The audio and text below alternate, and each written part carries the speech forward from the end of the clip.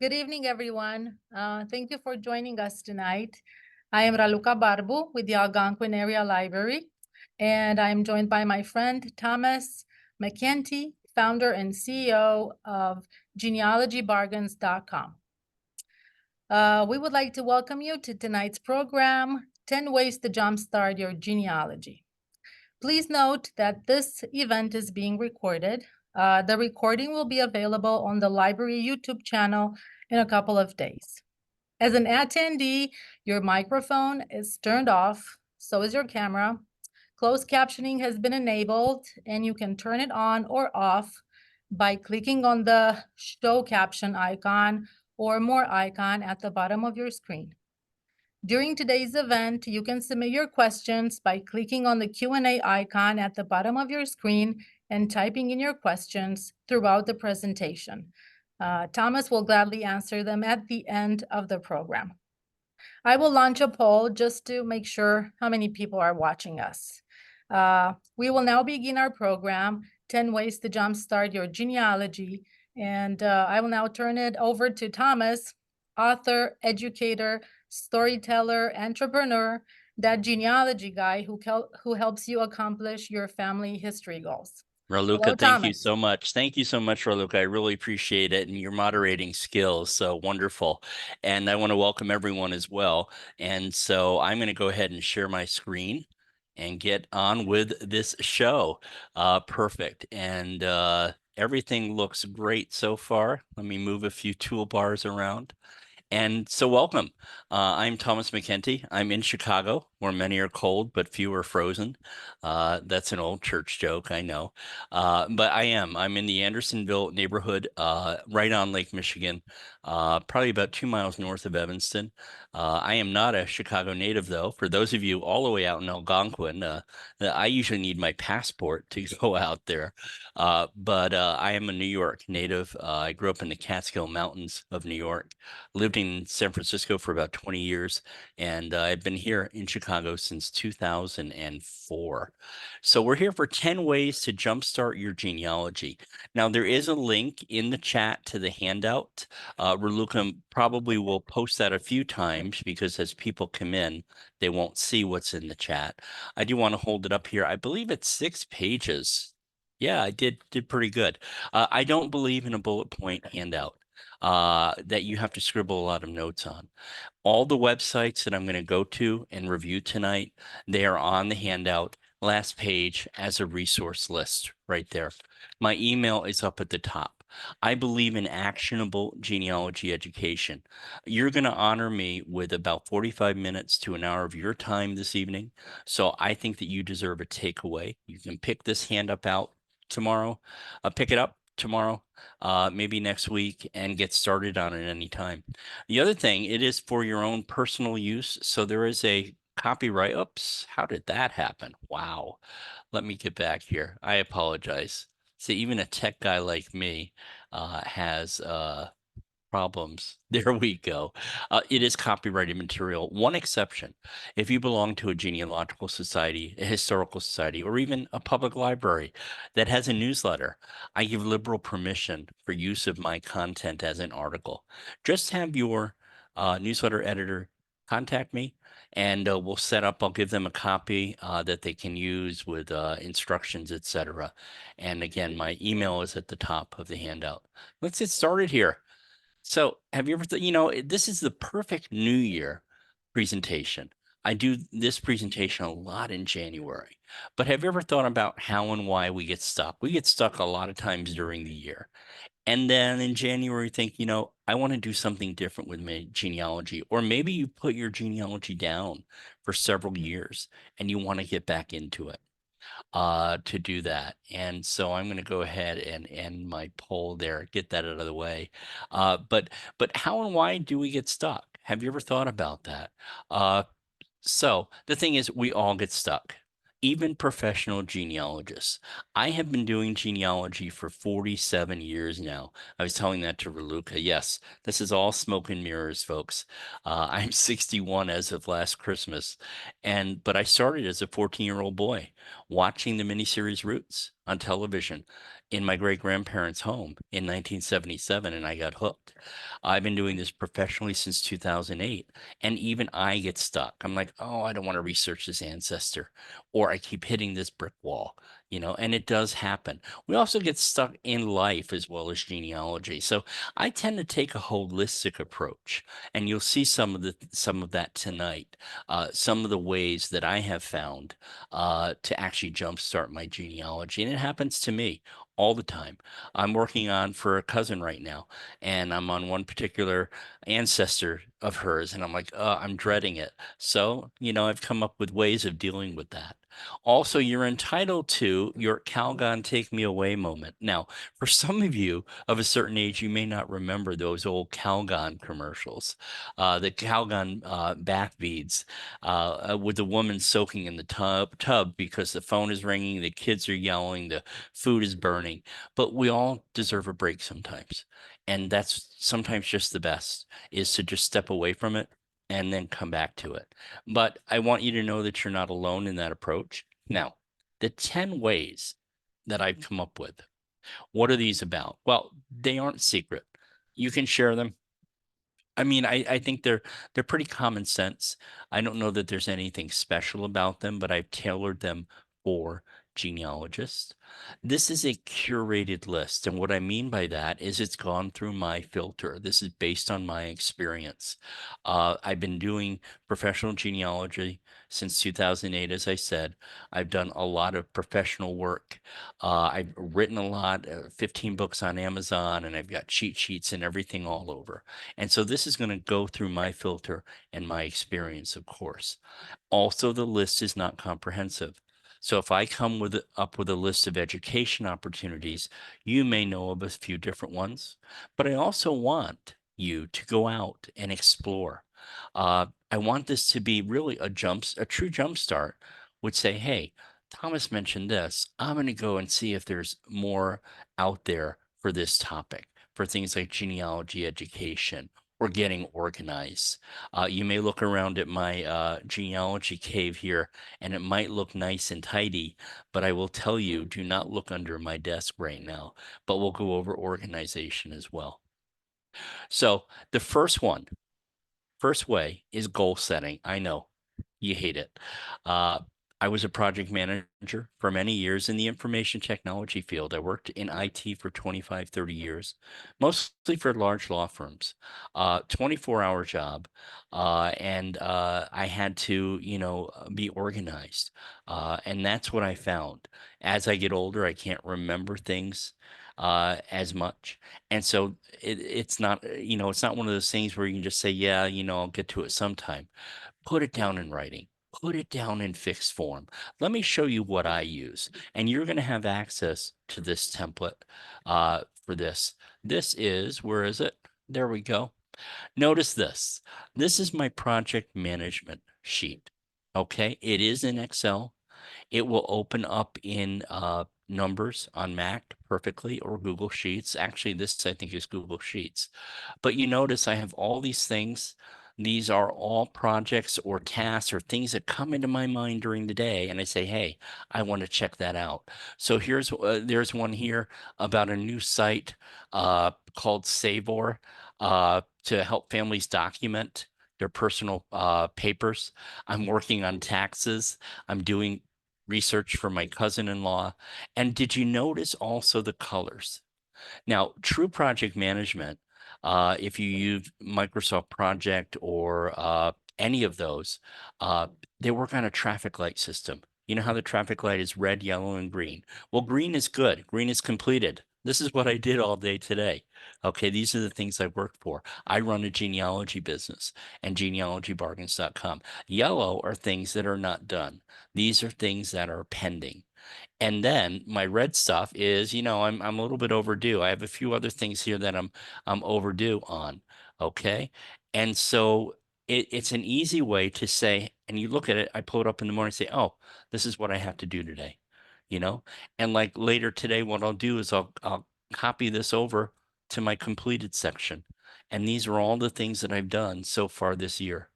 I know it might seem a little OCD, but do you remember I come from a law firm environment where everything was billable hours and tracking your time. But it's also nice to see how much time you spend on certain things. You can do this for your genealogy projects. The other one that I want to show you is a program called Trello right here. Now, this is free. It is project management. It looks a lot like Pinterest, boards, things like this. So, like tomorrow I'll be posting about the California Gold Rush. Here, there's a webinar about essential keyboard shortcuts. It's a free webinar tomorrow, and I'll start promoting it.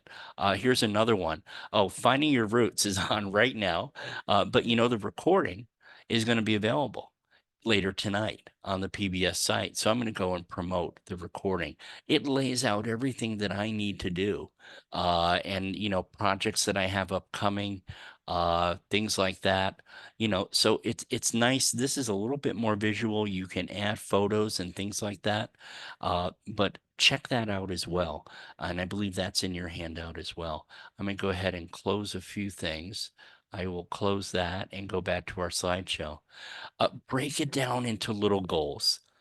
If you've ever heard the phrase, how do you eat an elephant? One bite at a time.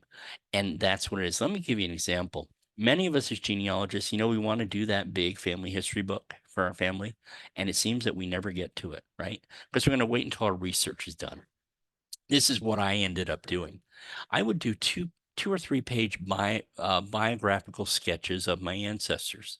My great grandparents helped raise me during the 70s, 60s, and 70s. So I have 3 pages written about them based on my research. Okay. So I have 3 for my great grandfather, 3 for my great grandmother. And then I started with other ancestors. You string enough of those together, then you've got a book. You've got something you can share with family members. But we think that we have to wait until we're done. We're never done with genealogy research. Check in periodically. So that's why I do these project lists. I will go through on Sunday and start at the top and say, oh my gosh, I've had this on my list since 2021. Is it still valid? Do I still want to do this? So go ahead and review it. Don't just throw things on a project list and then forget about them. The other thing is use a buddy system. For a while, I did have a genealogy buddy, and I would check in with her probably every 2 weeks, and we would go over each other's project list and give feedback and say, "This is where I'm stuck." And again, that's that more holistic approach. I can't do it all myself. I get frustrated. My blood pressure goes up, etc. So here's what I also like is there are a lot of apps now for goal tracking. This is in your list. This is from Lifehack, and this is something that goes over some of the goal tracking applications that are out there. Okay, and many of these are free. Some of them are freemium. I'm not particularly an app person, but I can get Trello as an app if I wanted to do that. Okay, so but take a look at that. Also, there's a link to the project management template that I just showed you. You may not be a spreadsheet person, it may not work for you, but it could give you some structure. But think about that. Success takes work, even success in genealogy. And I think if you put those goals out there, you're more apt to follow them, complete them, put them up on your wall. Number 2, embrace change. I don't know about you. I love this quote. Someone said this is attributed to Albert Einstein. I'm not sure. If you keep doing the things you always do, you'll keep getting the same results you always get. It's the definition of madness or insanity, from what I understand. And I'm not big on change as I get older. But the thing is, I could see this. If that's brick walls in our research, very often of our own creation. I call them speed bumps. I don't like the analogy of a brick wall. Just a little bit of a speed bump. I can't get over that bump, but I'm going to get over that bump. But what do I have to change to get there? Love flow charting. Are you happy? Yes. Keep doing whatever you're doing. That's a no-brainer. If not, do you want to be happy? Yes. Change something. Do you want to be happy? No, then keep doing whatever you're doing. This is perfect. I have this up on my office wall, facing me right now, and that's what it is. It does take some recognition to start to change stuff. Uh, Expand your horizons, expand your genealogy. Uh, I may not have, ancestors from the Netherlands or from Iceland, but sometimes I will attend a webinar on Iceland genealogy because the strategies might be different. They may give me a clue or a hint. So I've got to be a little bit open-minded to that. And so go ahead and visit those sites. Follow what other people are doing. Ask them on Facebook and social media and do that. These are some sites that I use. I'll just go through. Dumb Little Man is one of these, advice sites. It's gotten to the point where, it's more money driven lately, and unfortunately, but it does still have a few good articles. The other one is the Change blog, which I really like. And it's all about change, stories of people that change things, uh, and how they found success. My favorite, though, is Unclutterer. I don't know about you, but sometimes I think the camera crew from the TV series Hoarders is right outside my door here. But the information here about uncluttering. There's another one I have in there that is on Facebook, and I believe we'll get to it in a bit. It's called The Organized Genealogist. So that's number two, embracing change. That is probably one of my weakest areas. Here's networking. Just so you know, networking, no genealogist is an island. Uh, Genealogy seems like a very solitary pursuit. It's great for introverts, supposedly. Introvert, I am not. But the thing is you can't do this alone. It does take a village to do genealogy. It does take support from other people, and you have to be willing to reach out for that support. Uh, Also realize this is one of the great things about the internet is genealogy is no longer our master. One really bright side of COVID is what we're doing right now, webinar online. I've been doing webinars since 2010 through Legacy Family Tree webinars. I think I've done close to 1,000 between personal appearances in person and webinars. And I always said it was great, especially for the older population, people with physical barriers in terms of mobility.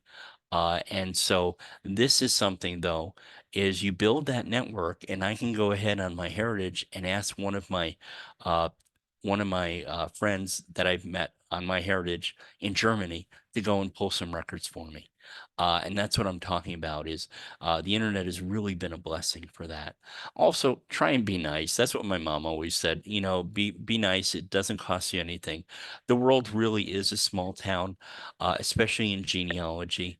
And a lot of times you get people that are very demanding about this, or they want you to change something based on their research. We don't always get along, but if we could keep that, that sort of greases the wheel there. Let me show you some resources for networking. You may think that ancestry message boards are outdated, but I will tell you they are not. There are 25 million posts. These are the ones that I use the most. I have a Huguenot heritage, which are the French Protestants that were forced out of France in the late 1600s. And notice right here, something on Dutchess County, New York. Dutchess County used to be called the Beekman Patent. And notice there's some things in here. It's not very active, but they still are active. You can post. I don't believe you need to have an ancestry account. It's always been that you didn't need to have an account for this. And you can go ahead and search the boards. If I wanted to, I could say about a specific topic. Let me see if I can do Lewis County. And I didn't find anything. But you can go ahead and search, do advanced search, do surnames, and I can do a surname and come down here, and it's probably MAC. Uh, and go through and find out what the latest postings are for that. So don't discount something that you think is old fashioned. I once recently got an email from a post that I made in 2002. And I couldn't believe it. It was on my McCrickert line. And you never know when someone's going to reach out. Here's one group that you might want to consider joining. Now, I'm not a big fan of Facebook. I keep my blinders on when I'm on Facebook, which means I don't look at anything besides genealogy for the most part. But here's a group with 7,000 members. It's a helpful group they discuss citing sources in genealogy. They can help you cite a source if you're not clear. Uh, a lot of these groups with genealogists, the nice thing is they never make you feel stupid. No group should make a member feel stupid to ask a question. And this is one of my favorite groups. I am not a moderator here. I don't believe. Oh, I am. It says member request, so I am a moderator here. But that's one alternative. This is a super one. If you've ever wondered, oh, I need a new scanner. What's the best scanner for genealogy? Or there's something right here. I've got right here is and this is a solid state hard drive that I've been using. It holds 2 terabytes. It's the size of a credit card. I had a friend that put it in the washer in a pair of jeans and it still works. So if you had a question about solid state drives, you can go ahead and join this group and ask a question. One thing that I do recommend when you join a Facebook group is do this. 2 things. Notice there's a files section. Go to files and they have files that people have uploaded. Okay, that might be helpful. But the other thing is you can also use the search engine. So if I wanted a solid state drive, and I can see if anyone has, there we go. And there's a discussion about solid state drives. How do I transfer all my research from my old laptop to my new one? And there are 32 comments on that. Here's someone that bought a solid state drive. These are not in date order necessarily. But again, what I usually do with this technology group is before I ask a question, I use the search function to go ahead and see if there are any answers there. But again, this is a very welcoming group. I've answered many questions. If you want to know about maybe scanning negatives, scanning slides, things like that. The other one is a little bit of self promotion. I have a group called the Genealogy Do Over, and it's got 20,000 members. You might think it's a little bit crazy, but this is the premise: is uh, one year I decided, there we go, I've decided that I was going to start over after 40 years of doing genealogy. I was going to start over. And what did that mean? It meant that I took everything I had and I put it aside. I didn't get rid of it, but I started with me. That's what we say as teachers of genealogy. We say start with yourself and then go to parents and then go grandparents and then branch out. I did that and it was fascinating. I wound up with a tree that was less than half the size of my original bloated tree that had a lot of junk and garbage in it. So this group is dedicated to this whole concept of, and this is not an easy button, this is a restart button. So that is one of the things as well. I'm going to take a sip of Coke here. Otherwise, I tend to lose my voice. Education. I can't tell you how important education is. I know for me personally, raised by a single mother, we were pretty poor, and that was the way out. But also, education is an amazing part of genealogy. I can't tell you how many new genealogists that I find, and they say, I never went to college. I never thought history was interesting, but now that I'm doing genealogy, I find it more interesting. There are so many webinars. There's so many institutes and conferences. In-person events are coming back, but a lot of them are also hybrid. Hybrid meaning that we've got a combination of online and in-person as well. So remember to go after what you like. Don't let someone tell you, oh, you have to take this course or you have to do this American records. Uh, my mother always said this: if you don't ask, the answer is always no, which says right here.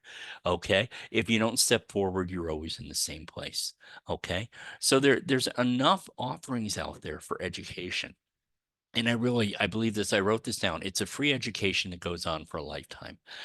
There's a great social aspect, but if you're a person of curiosity, if you're someone that loves to just search on Wikipedia or watch the history shows on PBS, genealogy is a perfect fit. So, first off, for a resource, you should bookmark this one, which is Conference Keeper. Okay. It is run by the National Genealogical Society, but this will list all of the webinars that are coming up in a given week. Anything that you want, virtual events calendar, DNA events. And so basically it will come up. And here we've got things that are coming up. Uh, Salt Lake, there's that. And we've got where are the webinars? They should be up here. Conferences, other events and opportunities. I usually just go to the home button here. And but their blog is great as well. Sign up for their blog. They list different types of events and conferences as well. So this is really the consortium, the consolidated version, as far as I'm concerned. So let's go over here. ProGen study group. I was part of this group. ProGen study group. I'm number 4. I did this in 2010. Uh, if you want to be a professional, or if you want to do genealogy in a professional manner, what they're doing is they're taking the book, a professional genealogy, which is edited by Elizabeth Schoen Mills, and they go through. It's a 15-month study program. I think there's a nominal cost of $100, but it is led. It's peer reviewed as well. You will review other people's work and have your work reviewed. It is really stellar. I really highly recommend it for education. This, you're not going to believe this. Did you know that Boston University offers a certificate in online genealogical research, and the program is all online? I am a 2010 graduate, one of the first graduates. It's a 15-week program. It is not to be taken lightly. This is master degree type work. They've also expanded their offerings. So they have a mini 7-week course, genealogical principles. And by the way, you become an alumnus of BU. I have a certificate. So it's just like you're going to university. Here's a practicum course. If you don't know what a practicum is, it's sort of where you're given case studies and you need to solve them. And you can solve them by yourself, but usually you work as a team.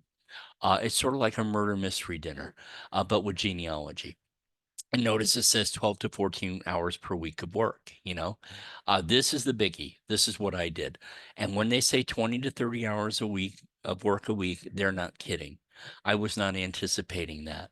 But this, no matter what your skill level is now, you can really ramp it up with this program. Uh, and so, and again, it's not meant just for professionals. It just takes all your work up to a new level. They're using the Blackboard software. There's teaching assistants. Sometimes in the class, there can be many as 2 groups of 20. And so I really highly recommend it. It is one of the best adult education programs that I've ever been a part of. Let me go back here. What else do we got? International Institute of Genealogical Studies, IIGS, based out of Toronto, Canada. Well, they were. I think they're US based now. They have certificates. You can do one for German genealogy, for different ethnicities, for different types. They have a 40-course degree program if you do 40 courses, and it's all online. And they have 13 different certificate programs. So again, I've actually written a course on genealogy speaking for this group. Genealogy Research Institute of Pittsburgh. This is one that has now it's owned by NGS, but it is in person and it's coming up in the summer. And so applications are due January 31st.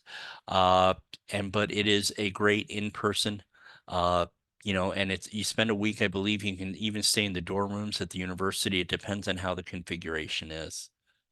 Institute of IGHR, also known as Samford. This is run by, I believe, Georgia Genealogical Society. It is in Samford, Georgia, or Athens. I think it's at the Athens campus. And this is one that's been around for years. And this is the schedule. It's a whole week. Again, you stay in the dormitories or you can do hotel, and they have packages. And it's again well done, well regarded. And Salt Lake, this is going on right now, this week. Salt Lake Institute of Genealogy. Uh, and I did a whole course here on the internet in genealogy. And so they also do have other things here. So, but over here, they should have SLIG, and they will talk about there's a virtual coming. The virtual is right now. There will be another spring virtual for professional development, and they've always got new stuff going on. I don't know that they're doing in person anymore, but this gives you an idea of what's out there for genealogy education. Advice. Do you ever wonder? I never thought of this before until someone told me this. All advice is autobiographical. When you give advice, you're basically saying, this is my experience and this is why I recommend it. That's what I'm doing right now. That's all advice is. But networking, which we already covered, opens the door to advice. Okay, that's going to get you ways to get advice if you expand your network. This is one group that I really recommend. Again, Facebook, and I'm sorry for those of you that aren't on Facebook, but you can't get much better than the genealogy guys and Cindy's list. It is 66,000 members, people that are asking questions, posting things, uh, and so they'll ask for help. A lot of times I'll see death certificates. Can you help me understand what the cause of death was, etc. And again, it is a great place for advice, a great place to network and share resources. And I'm going to close a few things here. Perfect. Oops, there we go. Limits. I have a big issue with limits. I can be overwhelmed by abundance. I don't know if it's you. I have this habit when I go to the grocery store, the salad dressing aisle is my downfall. It used to be so simple. I just would buy Catalina dressing. Now I can get low fat Catalina, no sugar Catalina. I can get honey Catalina. I can get California Catalina. I can get zesty Catalina, spicy Catalina. I just want Catalina. Same thing with breakfast cereals. So I really think that there's a freedom when it comes to limits. Okay. And I love this graphic because it's me to a T.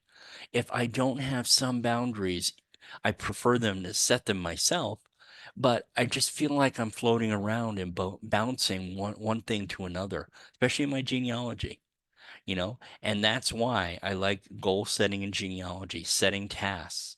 And that's what I'm focused on. I'm not going to bounce around. You do this probably on Ancestry like me. I pull up a death certificate, I find new information, then I go down that other rabbit hole. And what was I originally doing? Oh, I was trying to find the death date for my great grandfather. You know, so also you're a mashup of what you choose to let into your life. You're the sum of your influences. So that's why limits are also good. I will limit certain things, certain groups I don't want to belong to because I don't like, the tone. It's very rare that you find a genealogy group with some mean people, but they are out there. So also the biggest thing for limits, let's say you're overwhelmed by information about genealogy. You can't keep up with it. Right now, for me, it's artificial intelligence. I can't keep up with all of the AI info. So it's smarter access to genealogy information or any information. I want to turn you on to this. This is worth the price of admission tonight, folks. I know you paid a lot of money for this. Are you familiar with Google Alerts? Let's say that you're doing this. Are you out on Google and maybe you're searching for Huguenot genealogy and you do this maybe every week to see if there's new information out there? Why don't you get Google to work for you? And I'm going to show you how this works. It's called Google Alerts. Okay. Let me get rid of, I'll get rid of Hugo Freer, and that's fine. Okay. So maybe I have others on here. Let me show them all. Yeah. Okay. I'll do this. I'll take these out and recreate them. This is basically what Google Alerts is. You set up and you tell Google, I'm looking for this keyword or this phrase. Why don't you email me when something new gets indexed by Google? Wouldn't that be perfect? So this is what I do. If I'm looking for Hennebergs, which are my ancestors from I can't spell tonight, doing Swedish typing here, genealogy. Okay. So I can go ahead and create this alert, but I'm going to look at the options here. So, how often do you want to be emailed? Do me a favor, don't pick as it happens.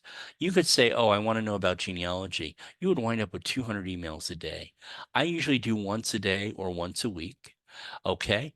I want it to do the sources. I want only the best results, everything like that.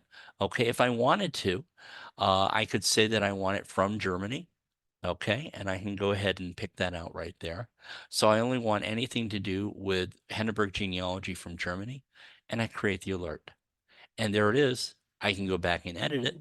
Okay, look at some of the ones that I have set up already. Okay, genetic genealogy. I also have my name here, my address. This one, look at this one, 2482 Elm Place in the Bronx. It is my second great grandfather's home that he bought in 1920. You want to know what happened? I had this as an alert, and the house went up for sale. And what do you get when you have a realty listing, a real estate listing on the web? You get to see inside. And that was perfect. So you can set up as many of these as you want. You do have to have a Google account to do it. The other thing is also remember that if you're doing something here, I'm going to do Taufe. Taufe in German means baptism. Okay, I'm going to create the alert. I want to do it in German. Okay. And I want any region. But see, it wouldn't help for me to search for baptism in German because that's not the word for it. It's actually Taufe. Okay. And do that. Use Google Translate. You could set up all these alerts looking for surnames, looking for locations, etc. And it's really neat when those alerts come in and you just let Google do the work. So that's really one of the best things there. Organization. We're getting down to the end here. Organization. Let's see. Perfect. How can you find out what you already have? Have you done this before? Have you like ordered the same death certificate one or two or three times? I've done it because I wasn't aware of what I had. Clean up your workspace. I will say that mine is. I'm going to do my camera here. It's not too bad right now, and that's my family tree on the wall. By the way, but the thing is, I do have to clean it up about once every month. Uh, Clean up your computer as well. If you've got 50 million icons on your desktop, there's no way you can find stuff. Here's another neat thing. I'm going to come over here to Google. Do you notice up here? I have a bookmark folder called GenRes Toolbox, Genealogy Research Toolbox. And look, I've organized all of the links that I use the most. All it took was about an hour or two on a Sunday afternoon for me to go and clean up my bookmarks and not have them in one big massive folder. Okay. And so here I do a lot of New York research and everything's there. Everything's there. I don't have to go searching on the internet for that tool that I used 6 months ago and I can't remember. I'd rather use that 15 minutes or that half hour looking for an ancestor. Also, you get bonus points for maintenance. I have to make sure I maintain my bookmark list. Cindy's list has great sites and links for organizing research. This is the group that I really wanted to tell you about on Facebook. It's run by Dear Myrtle, Pat Richley Erickson, 43,000 members. It is where you can ask things like, I wanted to know about color coding my files. And I went ahead and did a search. And there are a lot of different things about color coding systems, and it's perfect. Okay. So that's one of the groups. Gee, get out. No, I don't mean like get out, like Elaine would do in Seinfeld. I mean, get out of the house.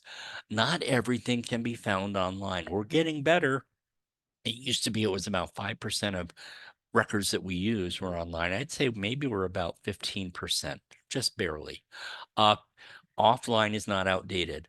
you are going to have to go down to the Newberry Library. You're going to have to go to Algonquin Public Library and use a computer workstation if you want access to, Ancestry or any of the other programs they have. Uh, Go visit those archives, libraries, and repositories. Do a research trip this summer. It's going to be perfect. Go visit cemeteries, places where your ancestors lived, and also join a genealogy society. There's some great ones. I'm a member of McHenry County Genealogical Society. I think I belong to about 10 different ones because I want to support them. It's more, and they offer free webinars. They also offer recordings. Some of them, the one that there was one last night that I was teaching for, is they offer free help. Their board members will help people with their genealogy research. So, this was in, oh my gosh, I can't remember where I taught last night. It was online, it was out east. And so to do that, also attend a genealogy conference, take a research trip. Cindy's list has a great list of genealogy libraries. Also, let me show you WorldCat if you're not familiar. Turn these off. WorldCat is better known as Interlibrary Loan. Okay. Now, interlibrary loan allows you to get library materials for free. And let's see if it remembers me. Please. Yes. Oh my gosh. That's a miracle. Okay. And you're signing me in. You're signing me in. The thing is, you can look for things instead of going to the library. One of the ones that I want is Descendants. David Putnam, which is a very rare book. I own one of the 100 copies. I'm going to go ahead and search. Let's say I don't have access to it. And here it is. Okay. And I can see where would I have to go? Well, those are the closest places to me, but I could see if I could borrow it and what the borrow capabilities are. So ask the library staff about that, but WorldCat really is a big help. Cindy's list has a great list of societies as well. There's a National Genealogical Society Family History Conference coming up. This is the one that I like. The Ohio Genealogical Society has a great one coming up in April. It is in Sandusky, I think, this year. I'm not sure. And so they do a really good 3-day conference over the weekend. Uh, and American Ancestors, also known as New England Historical Research, New England Historic and Genealogical Society, they do a lot of tours. And so they will, I believe that they're doing one for, where is it? I can go ahead and look up here. But they do have tours. Tools, I'll have to look for it. But I knew that they do have this and event type. There it is, Thomas. You're a smart one. Research tours. Yeah, they have one come to Nara. They're going to Canada, Northern Irish. Uh, and there's Midwest Genealogical Center, which is in Independence, Missouri. And so these, it helps if you're a member, you get a discount. But these are really, really a great way of getting out. Why? You.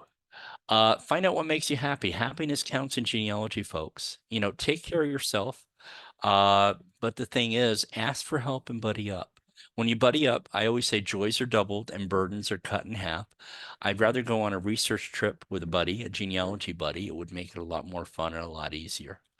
Understand the roles of others in genealogy. And what I mean by that is, hang out in those network groups, understand who some of the leaders are, and don't be intimidated. I will go and ask Elizabeth Schoen Mills about source citations, and people say, "Oh, you know Elizabeth? You talked to her? Yeah, she's just another person who happens to be a great genealogist." Gretchen Rubin has a really good blog called The Happiness Project, uh, and it's a lot of free information here. Let me close some sites and let's finish up. Exclamation point. That's number 10. Exclaim your results. I am a big proponent of sharing your results. When I see someone post on Facebook, "Oh, I finally found the grave of my, second great grandfather," I don't say, "Oh, that should be me." I say, "Wow, that could be me. How did she do that? What did she use?" because I also have ancestors in that same area. And it's all because this one person posted. It's not showing off, it's not braggadocio. Okay. And that's what I like to do, connect with others and inspire others. Uh, I document everything I do. And, it's sort of building a legacy with my genealogy research. I'm not just playing here for 47 years, getting on Ancestry, clicking shaky leaves. For me, I'm leaving a legacy for my family. Social media is great. I tend to go to Facebook, and Instagram is big for me, and Pinterest. I need a Pintervention. That's what my family says. Don't forget, those mailing lists and message boards are not outdated. Ancestry, a lot of societies have their own message forums that are part of your membership. Don't forget genealogy citing newsletters. Go ahead and write an article for them based on your experience and your success. I'm sure they'd be glad to get it. And also speak and teach. A lot of people do get the teaching bug after they've done genealogy for a while and they want to run a beginner's course or they want to run a course on German genealogy, etc. So, did you keep track to what we went through? Yeah, I know, kind of corny. And this is what it is. We did goal setting, embracing change, networking, education advice, limits, organization, get out, you, and exclaim your results. The inspiration for this talk was from one of my favorite authors here. He's out of, his name is Austin Kleon. He is out of Austin, Texas. And it's a book on creativity, but a lot of the ideas were inspired by this book. I am going to take your questions here. You can also always contact me at this email address. I understand that sometimes it takes questions don't come to us right away. It may come to you later tonight, next week. So don't be shy. I usually average about 200 emails a day. So give me about 48 hours to get back to you. That would be perfect. Raluca, what did you think? Oh, I was checking to see if there are any more questions. I actually have a question. Somebody emailed it to me. Sure. And yeah, it's a question from Sherry. She's asking, is there a good way to work through combining and reviewing genealogy research from a family member into your own tree? Yes, this is one of my lectures. It's called Don't Chop Off That Branch. So this is what I do. I had the same thing. I had a great aunt that passed away. She had pages of information from a reunion. And what you have to do is, they think that it's the gospel truth, but you have to go through and research over everything that they have there. So I would never combine it with my tree right away. That's a no-no. I would never take like a USB, like one of these solid state drives and copy a file from a family member and upload it to Ancestry's trees or whatever. That's a recipe for disaster because then it's hard to pick that out. So what I do is I do what I was talking about in terms of projects and that. I will look at one person on their research and I'll put down the information and you've got to verify that it's true. Keep in mind that a lot of our relatives, they probably don't know about citing sources, about evaluating evidence. Genealogy is something fun and more of a hobby. But if you're serious about building a legacy, you always have to, you've got to be critical of that information. Does that make sense? You just can't bring it in like that. So I recommend that. There's no easy way. I think you're going to wind up taking the information and basically writing it down into some type of notebook or spreadsheet or something, and then crossing off one by one. Oh, they have this birth date for this person. I have the same birth date. Good, we're good to go. And then you work down the list and you do a comparison. There's no easy button for that. But that's a great question. Okay, we have another one. How many hours do you spend on your personal genealogy a week? I usually spend only about 2 or 3 hours. Uh, I have some areas where I am stuck. Now, I was telling Raluca earlier, my ancestors go back to 1628 in Rhode Island. Robert Austin of Kingstown, Rhode Island, is my ninth great grandfather. Hugo Freer is arrived in 1675 in New Paltz, New York, my Huguenot. Also, not David, Johannes Putman, 1645 in Albany, New York. So I I don't want to say that it was easy, but I come from old families in New York mostly, and some research was done, but I still had to go back and verify it. My Hennebergs, they arrived in 1881. Those are the difficult ones. I can't seem to get beyond my fourth great grandfather in Saxony in Leipzig, and that's the one that I usually work on the most. But I would say right now I average 2 to 3. I would love to do more. But the thing is, I just got so many things. I'm working on a new book called Genealogy Time Savers. Mm. And, so things like that I've always got. And teaching, I'm doing 12 webinars this month, 14 next month. So that's a Oh, good question. Yeah. wow. Karen here is sharing something. She says that when a relative is concerned and asks that I not share his info on Ancestry. So I have my settings as private. Yes.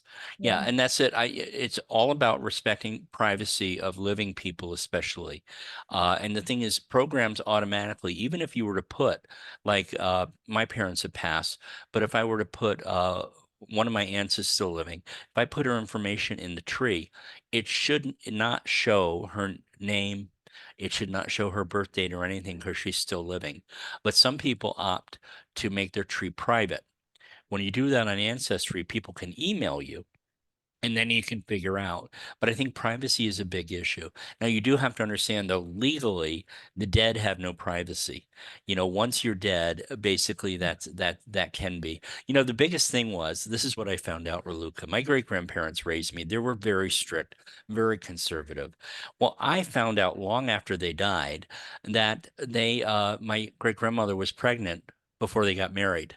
Oh my gosh, if they knew that I knew and then I had access to those records, I'm sure they're rolling over in their grave. But the fact is, keep in mind, folks, these records has always been public. The thing is, I would normally have to go down to the Cook County Court. I'd have to know what I was looking for. I'd have to request it. But now we can sit at home in our PJs and our mug of Bailey's and cocoa and do this online. And it makes it seem like the privacy is distorted. It's not. The records have always been public. It's just Yeah. that they're easier to get to. But that Access. privacy is a great question. Yeah. Um, do you have a favorite genealogy research website? Oh my gosh, that's a tough one. I like MyHeritage, and I'll tell you why. Because they have a lot of European records and they have a big European community. Raluca and I were just talking about this. In Europe, you have to understand genealogy is not as popular. Genealogy is suspect. They figure that you're after property or money. In Spain, most when you say genealogists, they think of old men. It's not like it's women here in the US, not old women, but women, it's the biggest demographic. So, but I like MyHeritage because I'm able right now, my focus is on my European ancestors. It's also half the price of Ancestry, so that's why I like it as well. But I like Ancestry. Uh, it does frustrate me. Family Search.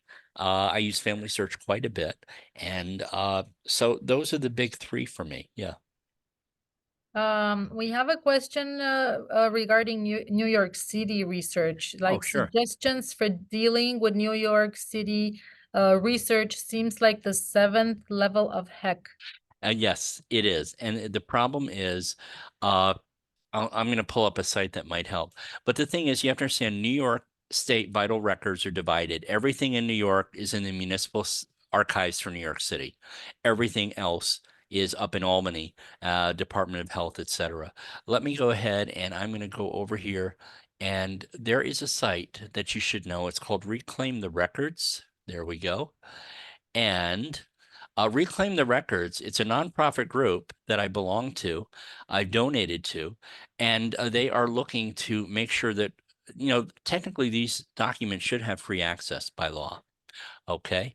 And so the thing is, they do have groups where they've done here, New York City. So it's called, I will post this in the chat. Okay. Is that a good deal? And I'm going to go ahead and see there. And it's called Reclaim the Records. And they are doing amazing work and they have great stuff for New York City. And so they have this, and this is all free, folks.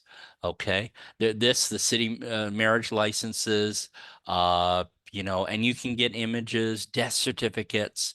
It's absolutely amazing. What they do is they go and Raluca, you won't believe this, they go and they sue New York City. Wow. So when I contribute money, it's for the legal fees, it's FOIA, it's Freedom of Information Act and everything. And so they've done a great job. So I'm glad that person asked the question. Yeah. Yeah, somebody says that genealogy without sources is fiction. It is mythology is what I call it. Yes, it is. It really Yeah. is. Yeah. And there's another very good question here. It says, how do we use oral information that was given by ancestors who are no longer living, but may be the only source of said information? Yes. Okay. Let me go ahead and see if I can do this. Death of. Oh, let's see. I don't know if I can get this family story. Hold on. It's from last night's talk. Let me do this. I have to, I'm so bad. I have to go ahead and I don't even remember what I talked about last night. So let me go ahead and do this. Hold on. Oh, come on, guys. Don't jam me up now. What it is I have a form for writing a story. So I think it's 10 ways. Not 10 ways. It's let's do this. Boom. And we are going to do must-haves. Oh, it's not going to cooperate with me. Oh, 10 must-haves for genealogy, family history, success. So that's what I did. Let me go and see if I can find it. And I apologize. Let's go. Must-haves.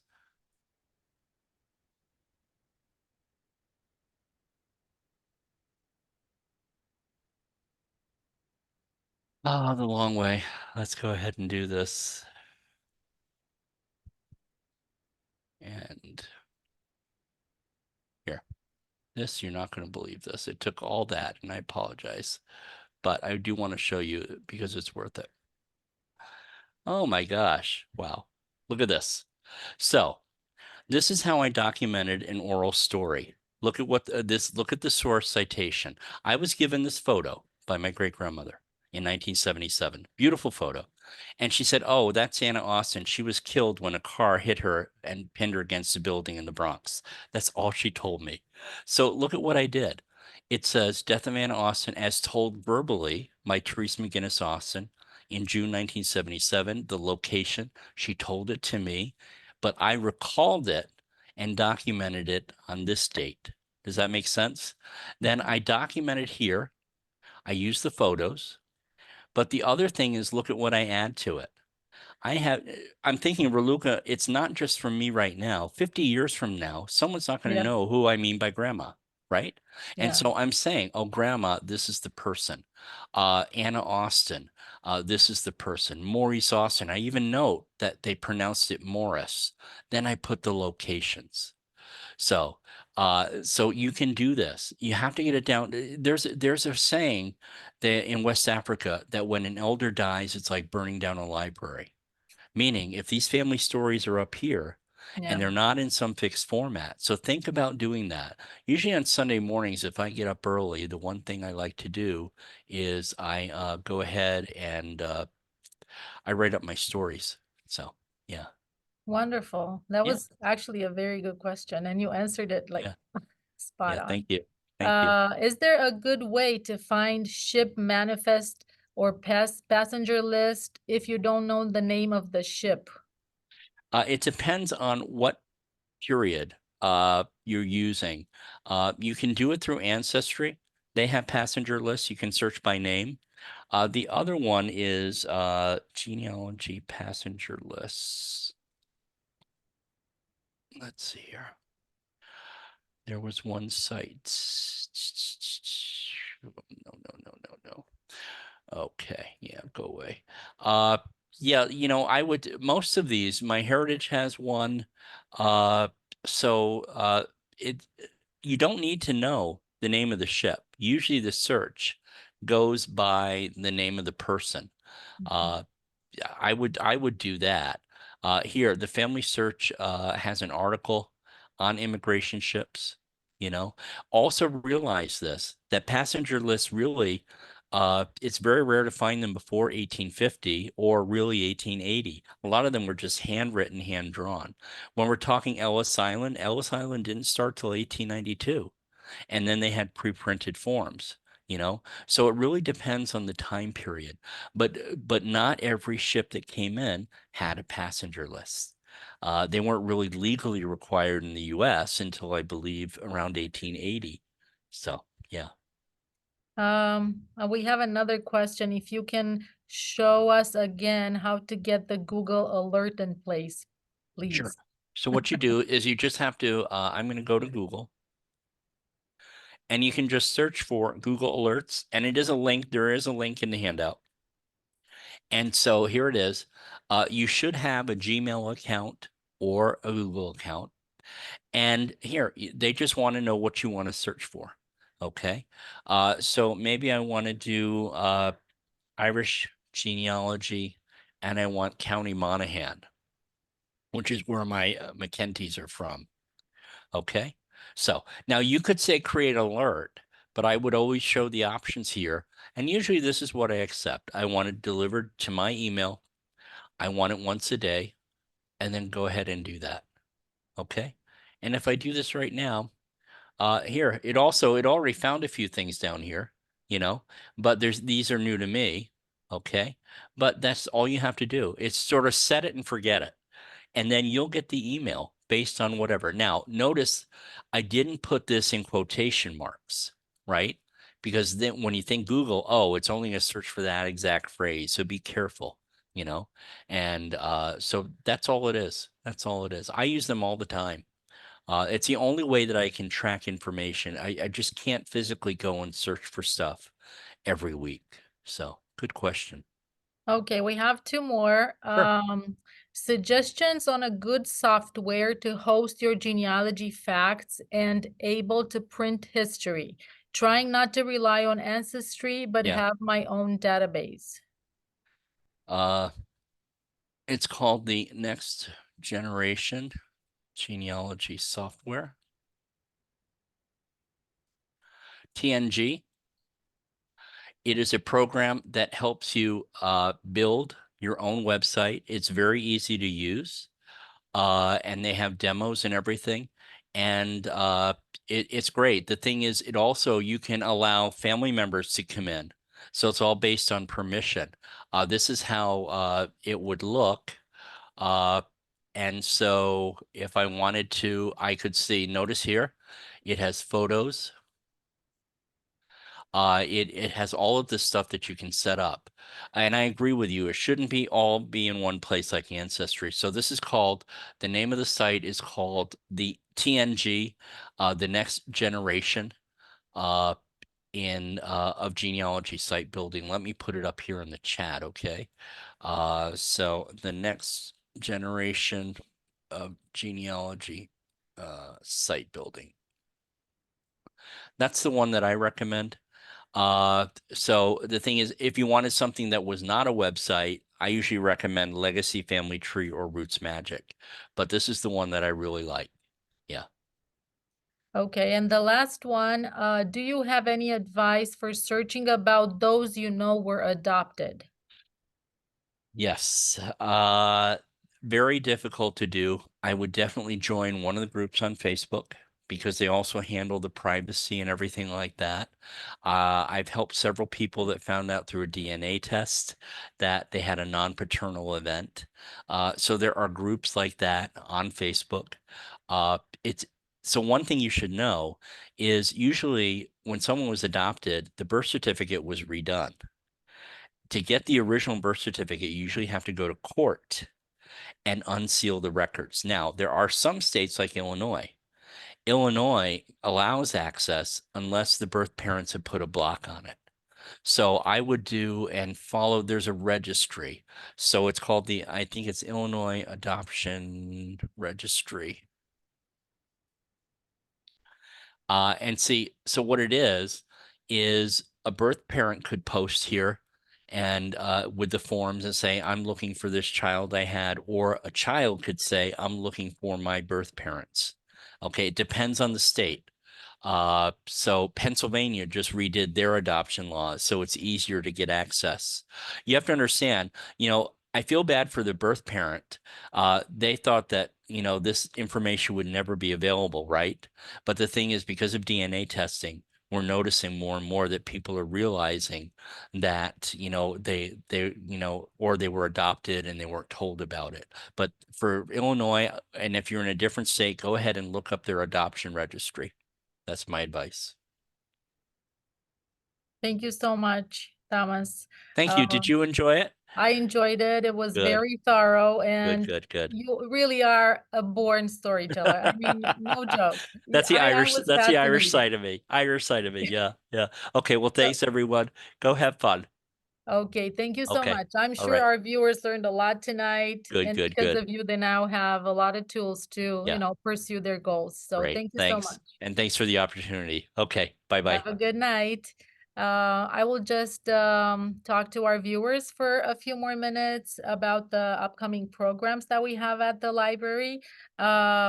We have the history of coffee coming up on Saturday this week at 10 a.m. in the large meeting room. This will be like a tasty and informative program about the history and science behind coffee with an immersive tasting at the end. Then following up on February 5th at 7 p.m. in the large meeting room, we will have a program called Chicago's Sweet Candy History. This will be a sweet tour of Chicago's candy making history presented by Leslie Goddard. And cultivating happiness, we welcome inspirational wellness ambassador and preventive physical therapist Dr. Sandra Zieber for a holistic workshop on how to prioritize your happiness. This will happen on February 13 at 7 p.m. in the large meeting room. Thank you, everybody, for staying with us so late, and I really hope you enjoyed it and learned a lot. Have a good night.